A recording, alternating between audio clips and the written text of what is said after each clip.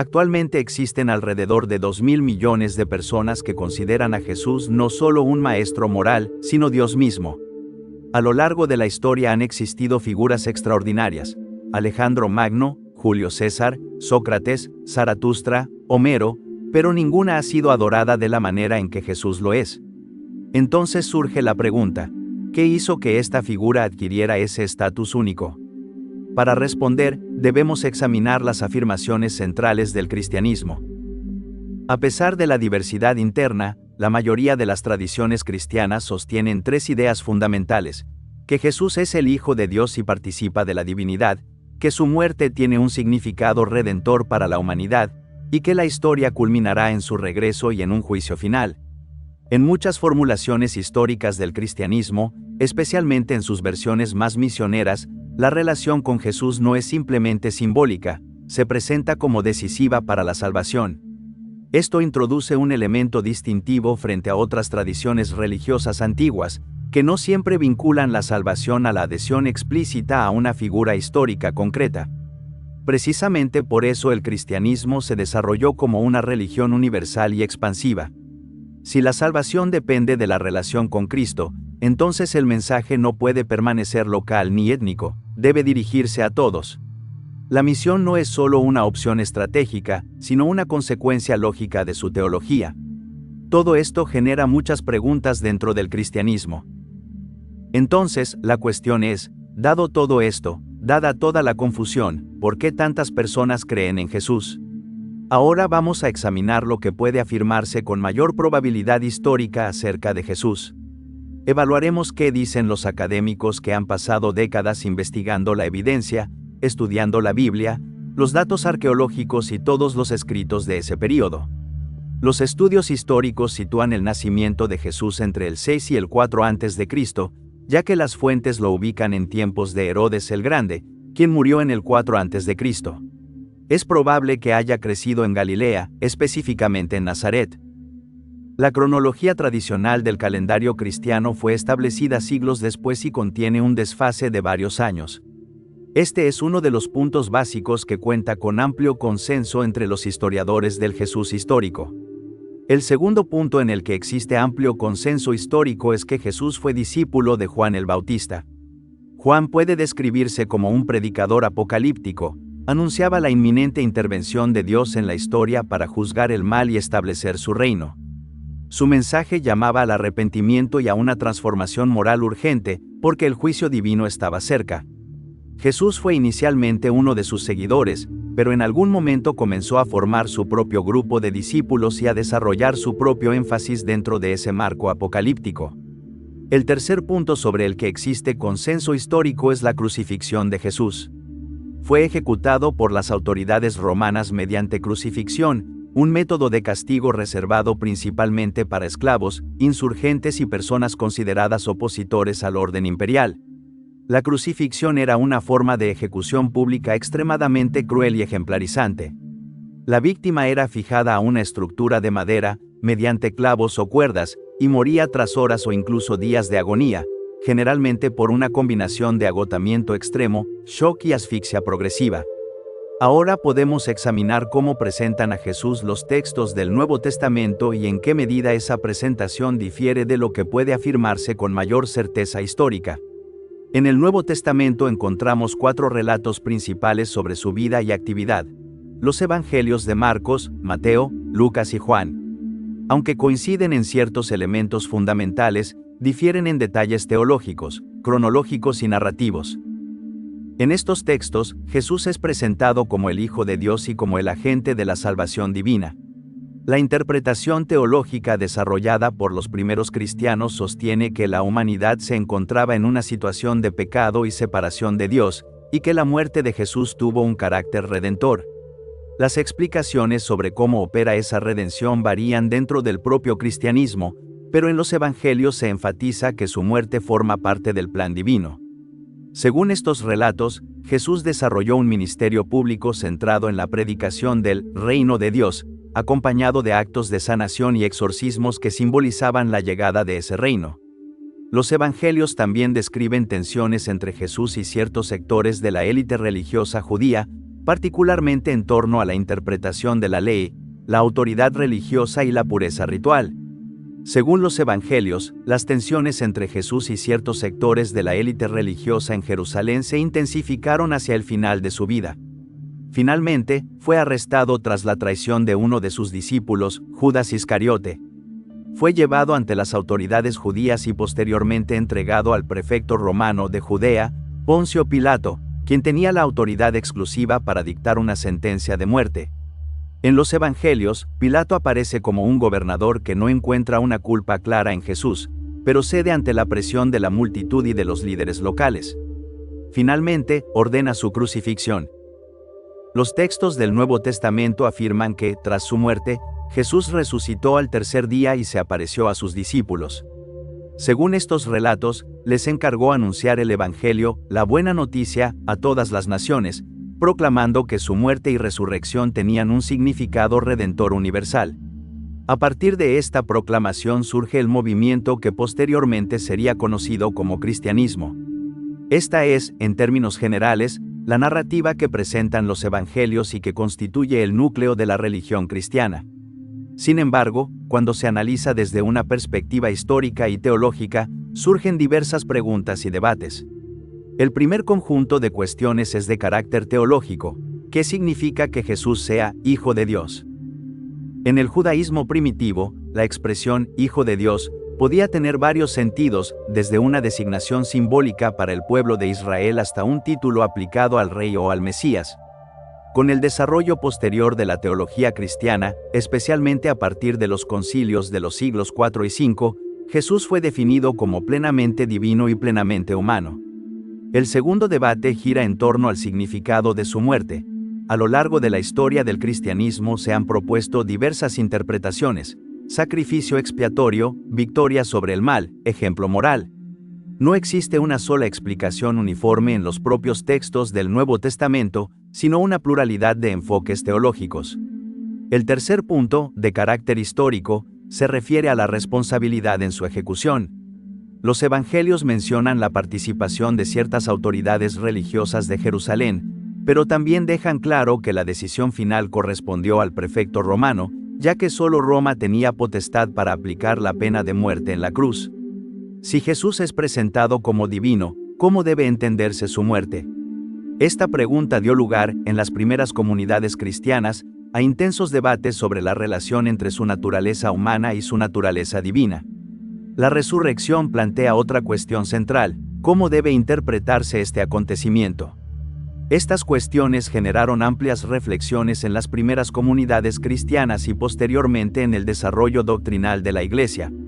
Sabemos que actualmente existen aproximadamente 2.000 millones de cristianos en el mundo. Sin embargo, en este análisis queremos enfocarnos en quién fue históricamente Jesús y qué enseñó. Las preguntas que queremos abordar son tres. Primero, ¿qué creía realmente Jesús y cuál era el núcleo de su enseñanza? Segundo, ¿por qué su mensaje resultó tan influyente y logró atraer seguidores? Y tercero, ¿por qué las autoridades romanas decidieron ejecutarlo? Si observamos figuras como Homero, Zaratustra o Platón, encontramos reflexiones sobre un principio último, una realidad suprema o un bien fundamental del cual procede el orden del mundo. Puede argumentarse que Jesús también hablaba de una realidad última, concebida por él como el reino de Dios, fundamento y destino de la existencia humana. Para Jung, nuestros cuerpos son materiales, provienen de un proceso de evolución. Pero nuestra conciencia, nuestra alma, es una chispa divina que viene de la fuente. Después de nuestra experiencia aquí en la tierra, después de morir, esa chispa regresa a la fuente. Hay un ciclo constante hasta que finalmente nos fusionamos con la fuente. Eso es lo que enseña el budismo, el hinduismo, el zoroastrismo. Sin embargo, podemos decir que Jesús es especial porque desde una interpretación histórica, el Imperio Romano era particularmente malvado. Recordemos el problema en la Ilíada: Aquiles no puede perdonarse a sí mismo, mientras que Príamo sí lo perdona. En ese tiempo, todos hacían tanto el bien como el mal, lo importante era poder perdonarse a uno mismo. Pero en la época de los romanos, según este argumento, el mal era dominante. Entonces surge la pregunta: ¿cómo encuentras consuelo cuando has hecho el bien, pero el mal triunfa? El mensaje de Jesús es ayudar a entender por qué triunfan los romanos. En el gran esquema de las cosas, quienes triunfan mediante el mal en realidad han perdido. Pensemos en Aquiles, obtiene lo que quiere, pero queda atormentado. No puede dormir ni descansar, solo puede mutilar el cuerpo de Héctor. Si realmente quieres hacer el bien, tienes que perdonar a tu enemigo. Ese sería el mensaje central, mirar dentro del corazón, abandonar el odio. Pasemos ahora al concepto de la chispa divina.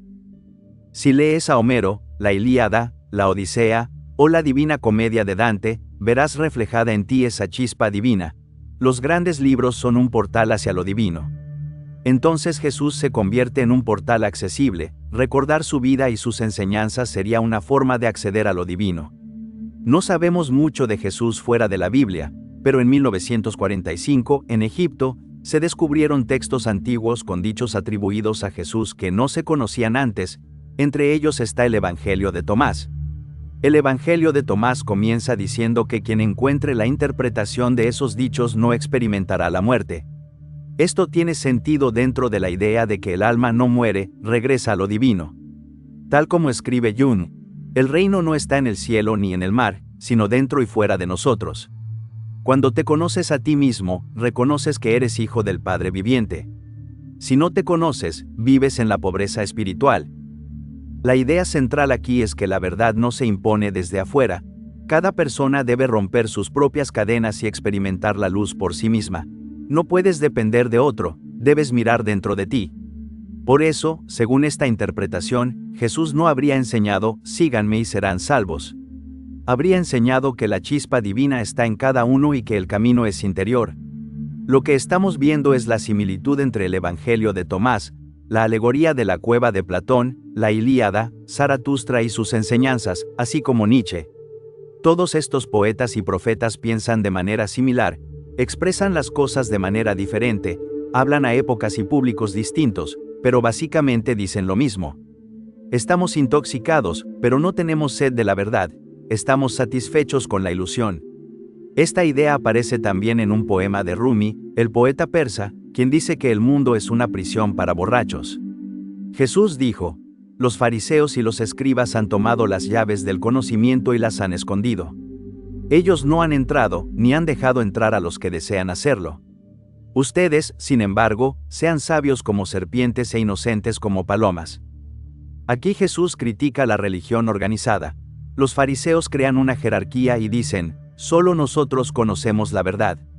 Pero el conocimiento no se alcanza mediante jerarquía ni opresión. Jesús no quiere obediencia pasiva, quiere creatividad, exploración, búsqueda. Quien busca es más valioso que quien simplemente obedece. Pero surge la pregunta, si Dios quiere que seamos creativos, ¿cómo sabemos qué es lo correcto si la sociedad nos condiciona hacia el materialismo? Desde mi perspectiva, la respuesta es que debemos ser valientes y fieles a nosotros mismos. En el fondo, sabemos lo que es verdad. Por eso tantas personas creen en Jesús, sienten que dijo la verdad. Cuando estableces un vínculo genuino con otra persona y ese vínculo es correspondido, tu chispa brilla. Cuando te conviertes en maestro y enseñas a tus estudiantes, y ellos realmente comprenden, tu chispa brilla. Lo realmente importante de esto es que tienes que descubrirlo por ti mismo, ningún otro puede enseñártelo. Por eso esto es tan difícil de aceptar, porque la gente no quiere aceptar la responsabilidad individual. El problema es este, Jesús dice que existe una chispa dentro de ti y que es tu responsabilidad, no tu obligación, pero sí tu responsabilidad dejarla crecer. Si la dejas crecer, traerás felicidad al mundo y a ti mismo. Pero es difícil, la responsabilidad individual implica ignorar la presión de los demás y aprender por ti mismo. Tal vez muchos amen esta idea, pero, ¿qué pasa con los millones que solo quieren vivir una vida normal? ¿Qué hacemos con ellos? Aquí entra la novela Los hermanos Karamazov de Fyodor Dostoyevsky, él habla del problema que dejó Jesús. Jesús vino al mundo, dijo la verdad, dijo que la libertad nos permite buscar lo divino. Pero eso genera ansiedad, ahora tengo que pensar por mí mismo, salir a la luz, enfrentar el dolor. Mucha gente no quiere eso, solo quiere una vida cómoda. Entonces la Iglesia dice, necesitamos crear una religión organizada. El imperio romano cae, pero la iglesia ocupa su lugar. En la historia del gran inquisidor, Jesús regresa y camina entre la gente. Lo reconocen y están felices. Pero la iglesia, que adora el poder y la autoridad, lo arresta. El gran inquisidor le dice: sabemos quién eres Jesús. Pero debemos matarte porque eres una amenaza para la felicidad de la gente. Antes, la ley decía qué era bueno y qué era malo, pero ahora cada persona debe decidir por sí misma. Eso crea caos y ansiedad. La gente quiere que le digan qué hacer. El inquisidor afirma que solo unos pocos miles pueden soportar esa libertad. Por eso la iglesia creó el misterio, el milagro y la autoridad. Aquí surge la pregunta: ¿por qué existe el mal? La respuesta del inquisidor es: porque la mayoría no quiere pensar por sí misma, necesitan autoridad, necesitan que alguien mande. Si todos tuvieran libertad total, habría caos. Al final del relato, cuando el inquisidor termina de hablar, espera una respuesta, pero Jesús guarda silencio. Jesús no cambia la mente del inquisidor, pero deja una chispa encendida en su corazón. Para Dostoyevsky, la solución al problema de la libertad es que el alma es eterna, hay que dar tiempo. Eventualmente entenderemos que ser esclavo no es satisfactorio. Puede parecer divertido distraerse siempre, pero tarde o temprano descubriremos algo más profundo. Ahora pasamos a la Divina Comedia de Dante Alighieri. Dante intenta responder a la pregunta de por qué tuvo que morir Jesús. Según la tradición cristiana, Jesús hizo un trato, entregó su vida como rescate para liberar a la humanidad. Esta es la llamada teoría del rescate. Pero Dante afirma que eso no puede ser correcto. Dios no vino a liberarnos para convertirnos en sus esclavos, sino para que fuéramos verdaderamente libres. En el cielo, Dante dialoga con Beatriz sobre la naturaleza del universo y el significado de la redención. Según Dante, el principio fundamental del universo es la libertad de la voluntad. Si Dios es amor y ama a las personas, entonces debe confiar en ellas. Es lo mismo que ocurre si eres padre. Si realmente amas a tu hijo, lo dejarás ir y cometer sus propios errores.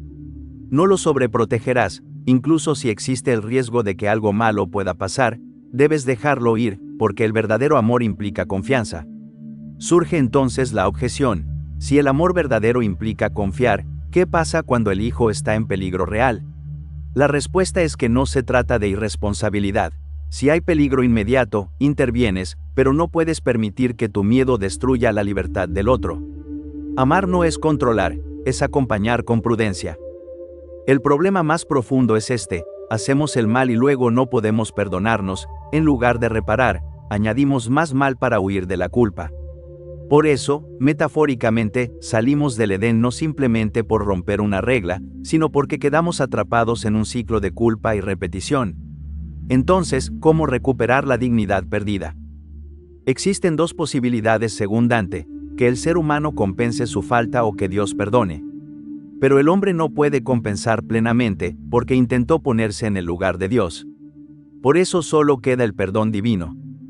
Sin embargo, si Dios simplemente perdonara sin más, no aprenderíamos nada. Aquí aparece la lógica de la encarnación. Dios mismo encarna la condición humana y se sacrifica, no para exigir esclavitud, sino para provocar transformación interior. Se usa la siguiente analogía: un padre y su hija.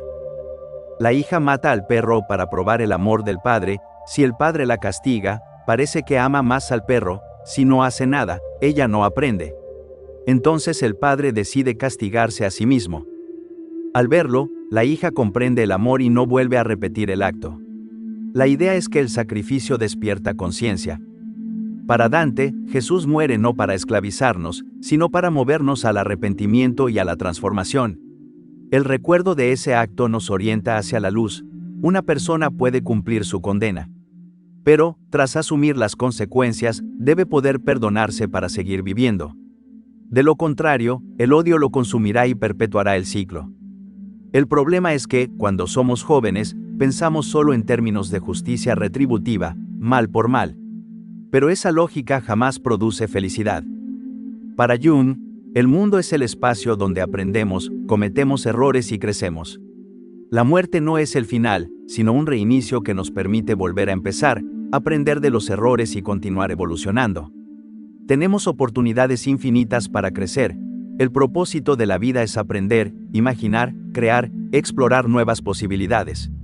En otras palabras, según Jung, la muerte permite la renovación. No debes pensar solo en esta vida como si fuera el todo, es parte de un proceso más amplio de crecimiento del alma. Aprovecha al máximo tu vida aquí cometiendo tantos errores como sea posible, porque solo cometiendo errores puedes realmente crecer como alma. Tal como aprendemos de Hegel, el que busca la verdad debe ser capaz de perderse a sí mismo.